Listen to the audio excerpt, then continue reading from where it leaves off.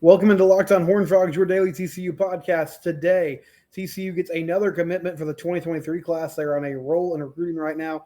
Also, we'll talk about your Big 12 champion TCU baseball team. That's right, Horned Frogs win an outright title in baseball. All that coming up on Locked On Horned Frogs.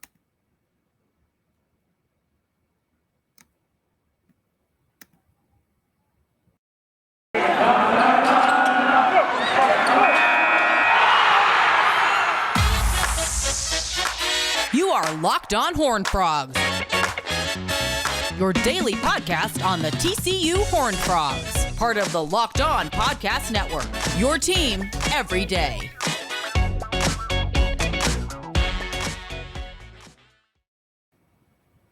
What's up? Happy Monday. It is Locked On Horned Frogs. Hope you had a good weekend and you're ready to attack the week. We continue to roll along in the offseason as football approaches quickly. Hopefully it approaches quickly. We're getting towards, the start of June, so we're getting closer, folks. And we're going to talk about a commitment for the 2023 class in this opening segment.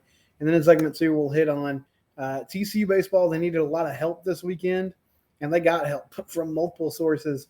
So we'll discuss that and the Horned Frogs coming away with a Big 12 title. But first, TCU has been on a roll recently in the 2023 class. Brought home Cordell Russell last week, four-star wide receiver who was originally committed to SMU, then to TCU, then decommitted and back to TCU. And right now he is kind of the leader of this class. Also Trevor Goodsby from Melissa, Texas. And then on, I believe it was Saturday or Friday night, a big-time commitment in the literal and figurative sense of the word, but Breon Ramsey Brooks from South Oak Cliff. And if you followed Texas high school football this year, South Oak Cliff was one of the great stories in the state. They won a state title at the 5A level. Kyron Chambers, who was originally committed to Arizona, he flipped to TCU once the new staff came on board. He's a corner. And it was really cool that Oak Cliff was able to get the state title. It was the first time an inner city school had won a state title in Texas in a long time at the 5A level. And they were just, a great story. They were in the spotlight a lot. So Ramsey Brooks is an offensive lineman on that team. And last year, he wasn't only a big-time contributor, he was first-team All-State. So this is a big interior offensive lineman. And when I say big, he measures in at 6'4", 380 pounds. So, yeah, this is a big guy. And you look at his offer list, Arizona, Alcorn State, Alabama A&M, Grambling, Houston, Kansas, Oregon, Toledo. So not a lot of blue bloods yet. Now I'm interested to see what his senior year looks like because he was a big contributor on a team that won a state title. Obviously, at that size, you're going to command a lot of attention. So if you can put together another impressive season, does that offer list increase? So that's one aspect of this. The TCU is going to have to hold on to him. That's really the case for anybody who commits at this point to the 2023 class. But I think Breon Ramsey Brooks would be a player that could see some more interest spark about him as the season goes on. Another angle to this that I find intriguing. Typically, you just look at him, and, I haven't watched a lot of film on him yet. But you look at him, I think he's going to obviously have to come in and cut some weight. 380, coming in at 380 is pretty rare, right?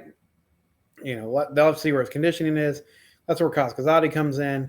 He's going to have to evaluate, probably get him, on a nutrition plan, get him in the weight room. All that's going to happen. I'm not really worried about that aspect of it.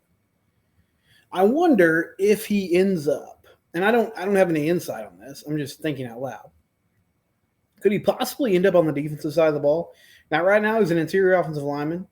And, he definitely looks like somebody who could be a big physical guard that plays on the interior. But with this new 3-3-5 setup, one thing we've talked about over the last few weeks and months is that you're going to need a different body type at that nose tackle position in the middle. And they didn't really have that guy on the roster. And so they went out and they got Dominic Williams. And they got Doug Blue Eli. And they, acquired some other players along the way who fit that mold more. But I don't know, at that size, I'm just intrigued by some possibilities there on the defensive side of the ball. Now, if he stays, whether he stays on offense or defense, I think the big question for Ramsey Brooks is what's his movement like? Because that is why guys like Jordan Davis, Vita Vea, Haloti Nada, Larry Allen, all these players are so rare. Now, okay, listen to me. I was not comparing him to those players. I'm not saying that's who he is. I'm just talking about from a size standpoint. What makes those guys so rare is that they're not just space eaters, but the great athletes. They can move. And so, on the offensive side of the ball, you can't just go straight around them. On the defensive side of the ball, you can't just hope to have quick plays right over the top of them because they're fast, they're athletic, they can go. So, what's his movement like? How fluid is he? Is he able to drop into a pass set and take on some of these DTs? Now, that's not as huge of a deal if you're playing on the interior because it's not like it's a tackle where he's going to have to face outside linebackers and edge guys. But still, we know these defensive tackles, defensive linemen, they're getting quicker. There's more stunts. There's more slants at the next level. He's going to have to handle those things. But overall, this is a fun pickup, and I'm really curious to see what his potential is.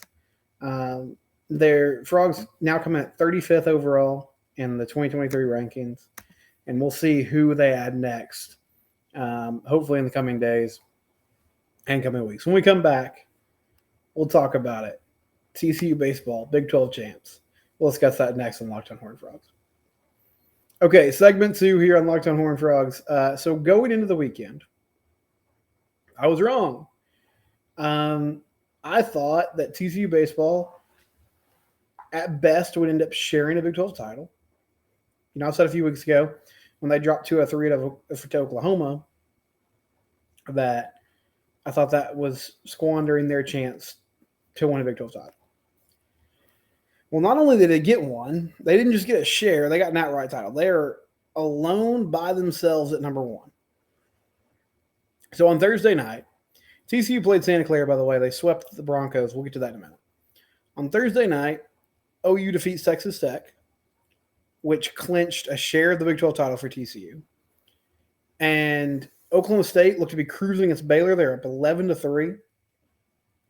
Baylor scored 8 runs in the 7th inning to tie that game up, and then won on a walk-off 13-11.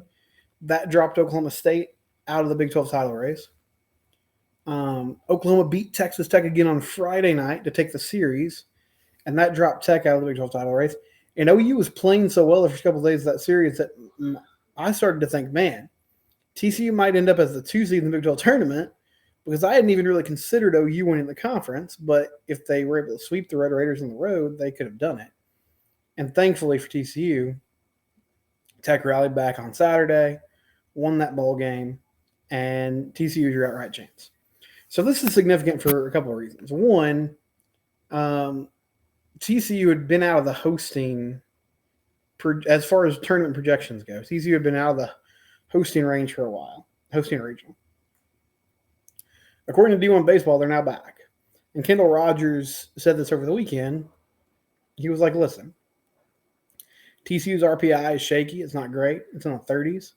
But he has a hard time seeing the committee looking at an outright Big 12 champion and saying, no, this team's not going to host.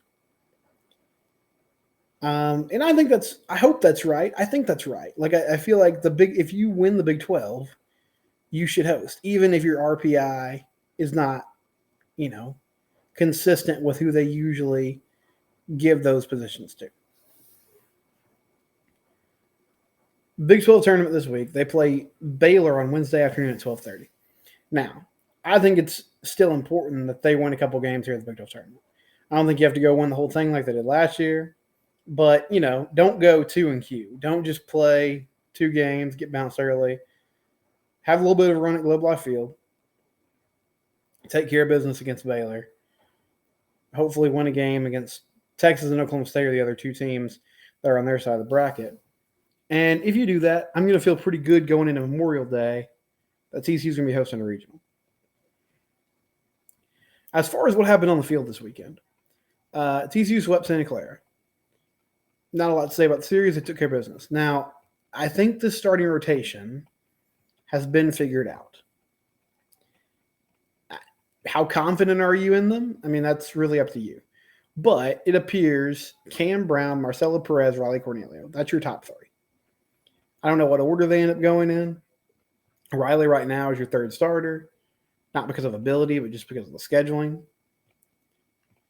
We'll see if that gets flipped around starting this week or in the regional.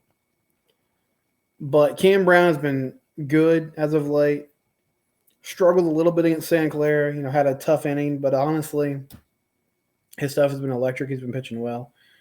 And Marcelo and Riley have been consistent pretty much all year. Marcelo's been consistent since he got in the rotation. Riley's been consistent all year long. So I feel pretty good about those three guys. And you still have Brett Walker, who could come in and start if he had to. One thing that's becoming clear to me, I don't think Austin Crow's going to be a starter. I don't know what his role is going to be. Maybe multiple innings in relief. But, he didn't even pitch against Santa Clara. Not that he needed to. There weren't a lot of high leverage situations. But I just can't see him getting a start. And I think they're still trying to figure out exactly what they want to do with him in the postseason. Riley looked good on Saturday, was effective. He pitched out a few jams. He really looked like he was overwhelming that lineup. So that's two solid starts in a row, albeit against pretty lackluster competition still. It's a step forward for him. Marcelo Perez looked good. So I think you have guys that are capable of getting it done. Now, the lineup seems to be coming together nicely. Porter Brown is hitting the cover off the ball right now. And I do feel pretty vindicated about that. I've been saying all year long, I really think he needs to be in the lineup. He's still not in the lineup every day, but he's hitting really well in that 9-hole. Tommy Sacco and Braden Taylor continue to mash. David Bishop is struggling, and they dropped him down to the 6-hole on Saturday. Want to see what they do with him in the Big 12 tournament. Curtis Byrne and him sort of flipped, at least temporarily, to see if maybe they can get him going. So that's something to monitor as, the weeks progress and go on. But Kirk Saarloos, it was a bumpy year for this team. Overall, though, he wins a Big 12 title in year one. And that's significant. And when they had to play their best baseball, they did against Tech and Oklahoma State. Hopefully that's something they can do again in the postseason. And another thing they did well, they didn't get swept. That sounds like a small thing, but they're able to salvage at least a game in every series this year. And that's significant. So close the season winning 7 in a row, getting ready for Big 12 tournament play. We'll have coverage. We'll have it monitored. This has been Locked On Horned Frogs. It's part of the Locked On Podcast Network. It's your team, and it's every day.